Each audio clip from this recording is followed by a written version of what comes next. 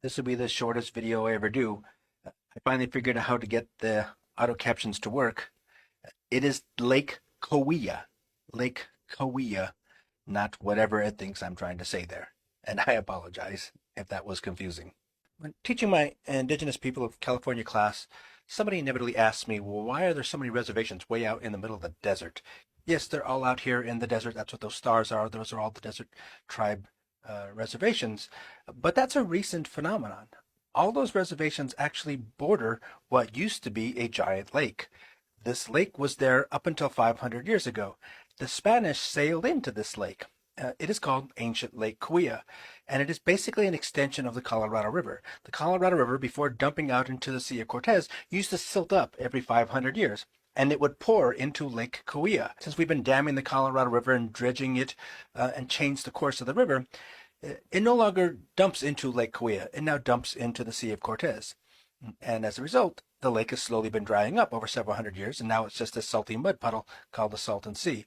But all those tribes living out there lived in a place that was very much on the shores of a giant freshwater lake with all kinds of freshwater resources, shellfish and fish and cattails and waterfowl, you name it. It was amazing. And it isn't in ancient times. It was that way at the time of contact. And since then, the lake's been drying up along its cycle, whereas now it should be flipping up and starting to fill again. That's not the case. You can still see evidence of it. Here's a picture. It's a golf course out by Palm Springs. That line there, that's not a geologic mark there. That's the level of the water mark. That's the height of the lake at one time. And we also see a lot of these little features out there that mark the shores as it would dry up and as it would fill up. These are little fish wares. They would catch fish. And you can see them from an airplane. You can see the different lake shores as it would dry up and the little rock rings along the shore at the time. So, yeah, the folks are out there in the desert now, but only recently has become a desert. It should be around the shores of a beautiful lake. Before I go down the Keach versus Tongva rabbit hole, I need to explain a couple things about what happened in California and how it actually differs from other places that the Spanish colonized. The Spanish learned early on that they needed to use the church in order to convert the masses because they couldn't capture them all. They couldn't kill them all. They tried, but they couldn't. They knew they couldn't do that. So they had to use the church. So when they attacked Tenochtitlan, the first thing they did was take down the pyramids, take down the temples, use that actual same masonry, and build the cathedrals and the churches that are in Mexico City today. Those blocks were made by Mexica people probably 1,000 years ago that make up the modern day churches that people go to. And that worked well until there was revolts that happened. Mexica people organized and they fought back and forth for a long time. The same thing happened with the Tiwantansuyu Empire in South America. The Spanish went in and took apart these massive architectural elements and built churches. In fact, some of those blocks built by the Quechua-speaking people of Tiwantansuyu are so massive and so architecturally perfectly put together that they just kind of flattened them up and built the churches on top. So if you see the churches in Lima and some cities in Peru and Bolivia, they have beautiful footings because those are the original thousands of year old footings from the original architecture. But then again, once you conquer a single group, they tended to revolt. When they did the same thing in the American Southwest, when they subjugated the Pueblo people and built churches in every single one of their villages, the similar problem happened that there was a separate church in every village. And then in 1680, the Pueblo people revolted. And as far as I know, that's the only real successful revolt where the Spanish were literally thrown out of the colonies.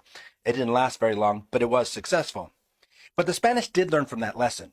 So when they started the cathedrals and churches here, the missions in California, they decided to mix everybody up. It made it much more difficult for the tribes to actually organize any kind of coordinated attack.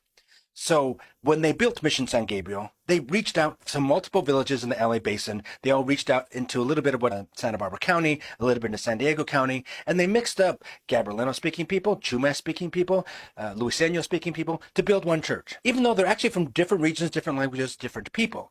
But they got lumped together as one tribe called the Gabrielino, one tribe called the Fernandeño, the one tribe called the Diegueño, Luiseno, you name it. But they were mixed up different groups of tribes, speaking different languages, many of which maybe never got along before contact either. That sort of diffused much of their ability to revolt.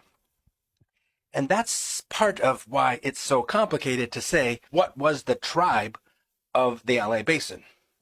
I'm a little surprised at the reaction I got from my Lake Kawia post. Yeah, I just assumed it was common knowledge. Apparently not. Even by native residents of California, it's not common knowledge. I don't know why. When the Spanish first mapped California, they really did draw it as an island because they sailed all the way up the Sea of Cortez into Lake Kawia and then sailed all the way down into San Francisco Harbor and down.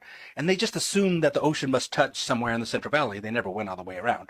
And there are written documents to show that the Spanish did in fact sail deep into what is now the Salton Sea, but was originally ancient Lake Kawia. Shells make their way to the American Southwest.